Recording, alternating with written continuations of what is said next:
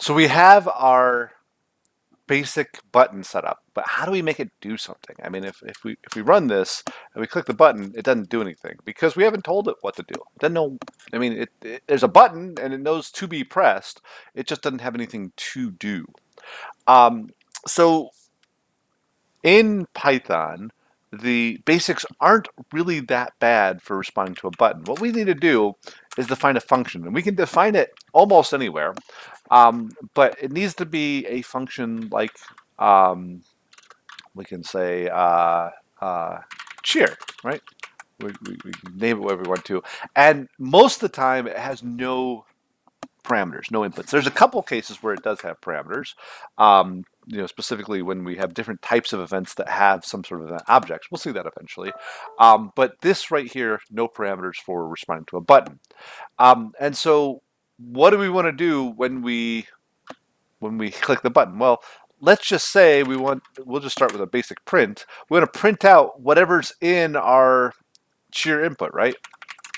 So cheer input. So if I just say print cheer input, let's see what it does here. But this is what happens when we cheer. Well, how do we hook up cheer to our button? Well, that's actually quite easy as well. We have on the button an option called command, a parameter called command, where we just say cheer, right? So what is command? What is cheer? Well, command is a parameter that gets passed into the constructor of button. Cheer is the name of this function, which is actually in Python the whole function. What happens is it can say, it can basically inside of the submit button, it calls the function command, which is our cheer function, and it does this work. So it's kind of cool. Python, very flexible like that. I can actually pass a function and call that function from inside of that behavior. And notice what happens when I hit the button. It says dot exclamation point entry. So let me, oops, I put that on top. Oops, let me bring this back up. Bring this over. Oh, there's my TK window. And if I hit this a bunch of times, you can see it, dot entry, dot entry, dot entry. But what the heck is dot entry? Well, maybe it's because I didn't type anything in here. Tony's a good coder. Nope, doesn't say anything right there. So what dot entry is it's actually the entry box. It's an object we created, the entry box that we created up here. So cheer input itself is kind of like saying, if you want to say read a book, you just say paper, paper, paper, paper, paper, because that's what the words are written on. I have to actually go to that paper and access that paper's content if I want to go off and get it. So what I just do here is there's actually a method get. So on cheer input, there's get. So when I do cheer input.get, and I say go Python, and I hit cheer, hey, there it says go Python 2, go Python. I get it. Oops. Oh man, I'm having all sorts of problems with my tiny little box here. We'll fix that in a minute. Um, I get it. So that is very, very simple.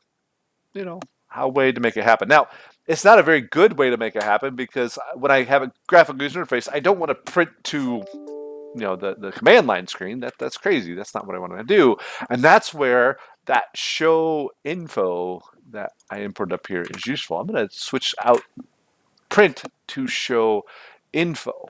And so what show info does is it pops up the um, a display. So a little pop-up window, like that pop-up window that just said, come here and save it. So let me move this over real quick. Oops, make it a little bit bigger. Move this over real quick so I don't lose it. But I can say, hi, GUI, and hit cheer, and I get a pop-up that says, hi, GUI. Now, not the best because it says hi GUI as the name of the window, and then nothing inside of the window. Yeah, that just means I did something I didn't quite understand. It sort of kind of did what I want to. This is where, again, you can Google it or you can look at previous examples. And what you can see is show info. If I just pass it in, that's the name of the box. So let me show you. I can say pop up title here. And then I'm going to do, as the actual thing I want to have is the message is equal to cheer input.get. So message is what shows up as the text inside the box. And then the text by itself is just the title of that pop-up. So let's do it again. I like Python. And I hit cheer. And you can see pop-up title. The text we put there is the name of the pop-up title. And then I like Python. So again, I can put whatever I want inside of this. I could say important announcement. And I can spell it right, hopefully, too. Close that out, run it again, and you are a good coder. Important announcement. You're a good coder. So that is the very foundations of responding to buttons. Now, it's not the most interesting thing we did there. We just popped up some text, but think about what this unlocks. We now have access to that field. I can grab that field. I can check that the user put in something meaningful, interesting, that they didn't just leave it blank.